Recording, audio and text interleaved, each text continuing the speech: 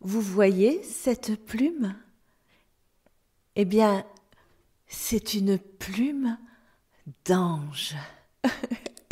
Mais rassurez-vous, je ne vous demande pas de me croire. Je ne vous le demande plus. Pourtant, écoutez encore une dernière fois, mon histoire. Une nuit, je faisais un rêve désopilant quand je fus réveillée par un frisson de l'air. J'ouvre les yeux, que vois-je? Dans l'obscurité de la chambre, des myriades d'étincelles. Elles s'en allaient rejoindre, par tourbillonnement magnétique, un point situé devant mon lit.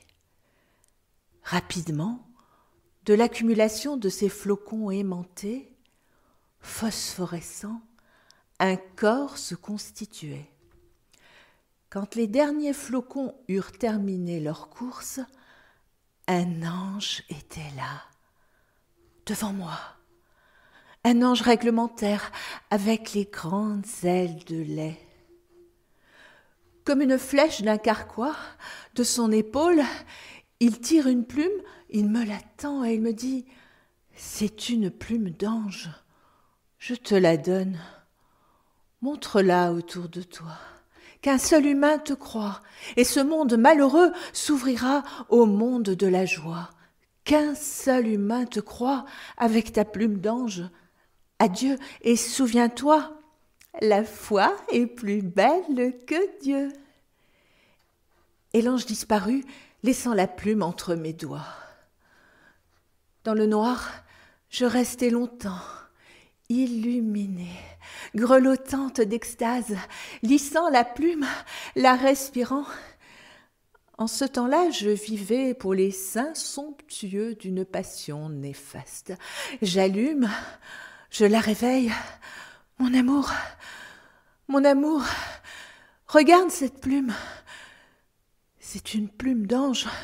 Oui, un ange était là, devant moi. Il vient de me la donner. Oh, ma chérie, tu me sais incapable de mensonges, de plaisanteries scabreuses, mon amour. Mon amour, il faut que tu me croies, et tu vas voir le monde. La belle, le visage obscurci de cheveux, d'araignée de sommeil, me répondit « Fous-moi la paix, je voudrais dormir, et cesse de fumer ton satané népal. » Elle me tourne le dos, et merde. Au petit matin, parmi les nègres des poubelles et les premiers pigeons, je filai vers mon ami le plus sûr. Je montrai ma plume à l'Afrique, aux poubelles, et bien sûr aux pigeons qui me firent des roucoulements de considération admirative. Je sonne, voici mon ami André. Posément, avec précision, je vide mon sac biblique, mon oreiller céleste. Tu m'entends bien, André ? Qu'on me prenne au sérieux, et l'humanité tout entière s'arrache de son orbite de malédictions guerroyantes et funestes. À dégager. Fini la souffrance, la sottise, la joie, la lumière débarque. André se massait pensivement la tempe. Il me fit un sourire ému, m'entraîna dans la cuisine, et devant un café m'expliqua que moi, sensible, moi encline au mysticisme sauvage, moi devais reconsidérer cette apparition. Le repos, l'air de la campagne, avec les oiseaux, précisément les vrais. Je me retrouvai dans la rue, grondante, tenaillant la plume dans ma poche. Que dire? Que faire? Monsieur l'agent, regardez, c'est une plume d'ange. Il me croit. Aussitôt, les tonitruants troupeaux de bagnoles déjà hargneuses s'aplatissent. Des hommes radiants sortent, auréolés de leurs volants, et s'embrassent en sanglotant. Soyons sérieux. Je marchais, dévorant les visages. Celui-ci? La petite dame? Et soudain, l'idée m'envahit, évidente, éclatante. Abandonnons les hommes, adressons-nous aux enfants. Eux seuls savent que la foi est plus belle que Dieu. Les enfants, oui, mais lequel? Je marchais toujours, je marchais encore.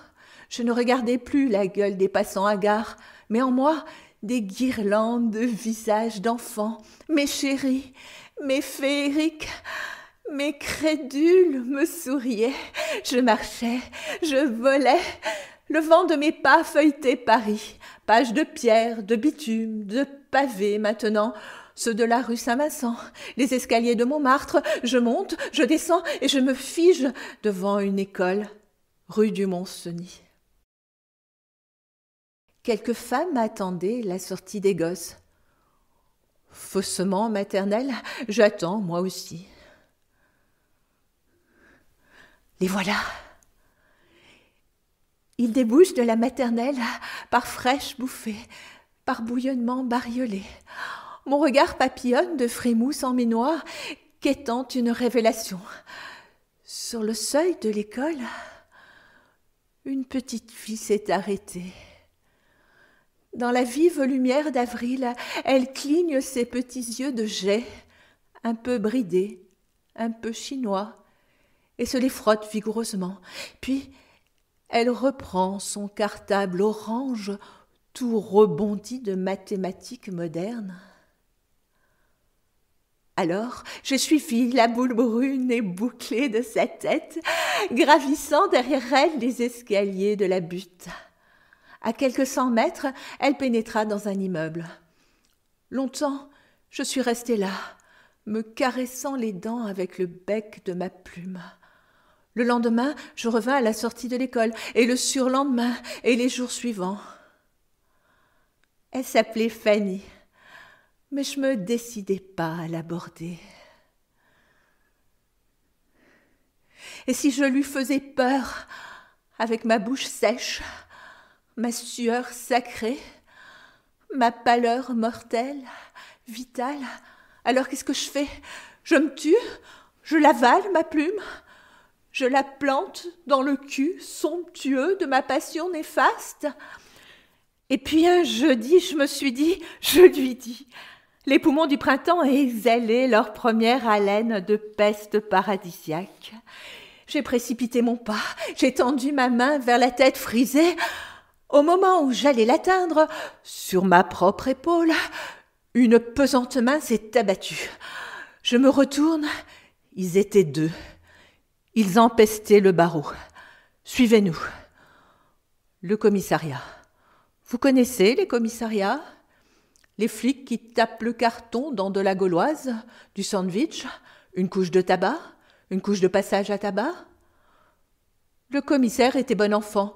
Il ne roulait pas les mécaniques, il roulait les airs. Asseyez-vous. Il me semble déjà vous avoir aperçu quelque part, vous. Alors comme ça, on suit les petites filles.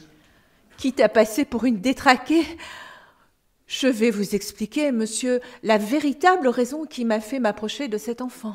Je sors ma plume et j'y vais de mon couplet nocturne et miraculeux. Fanny, j'en suis certaine, m'aurait cru.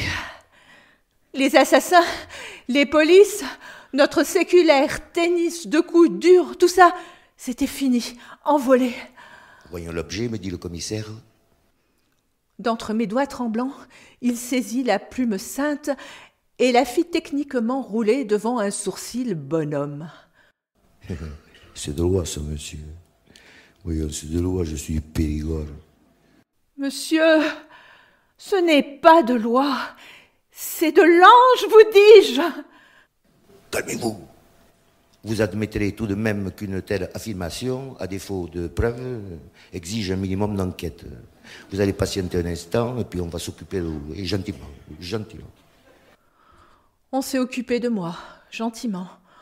Entre deux électrochocs, je me balade dans le parc de la clinique psychiatrique où l'on m'héberge depuis 1 mois. Parmi les divers siphonnés qui s'ébattent ou s'abattent sur les aimables gazons, il est un être qui me fascine. C'est un vieil homme, très beau. Il se tient toujours immobile dans une allée du parc devant un cèdre du Liban.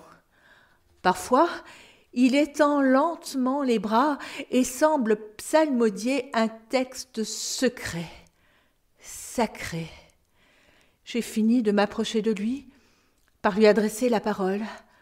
Aujourd'hui, nous sommes amis.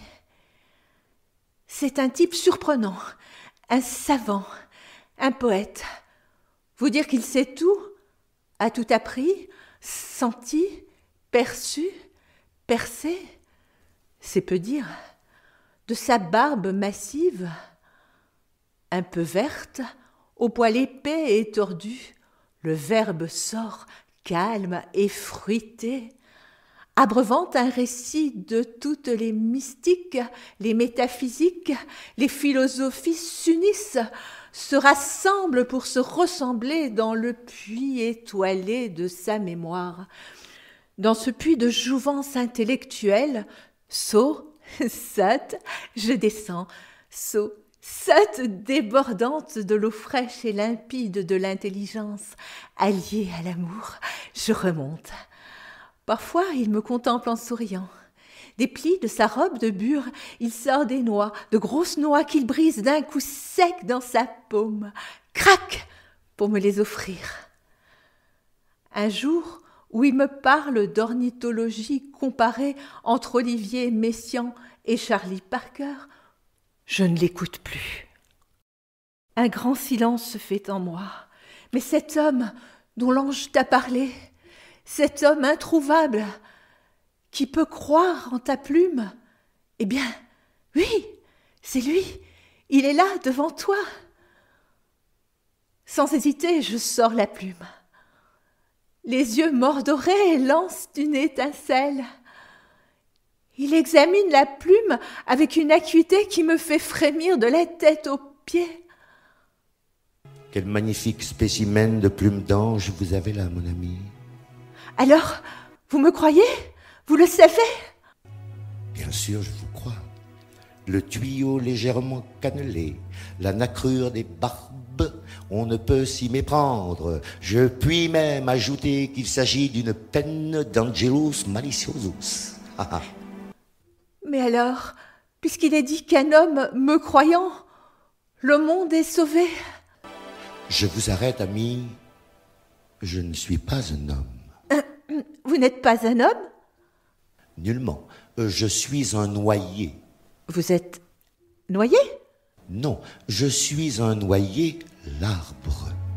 Je suis un arbre. Il y eut un frisson de l'air. Se détachant de la cime d'un cèdre, un oiseau est venu se poser sur l'épaule du vieillard, et j'ai cru reconnaître, miniaturisé, l'ange malicieux qui m'avait visité. Tous les trois, l'oiseau, le vieil homme et moi, nous avons ri. Nous avons ri longtemps, longtemps. Le fou rire, quoi.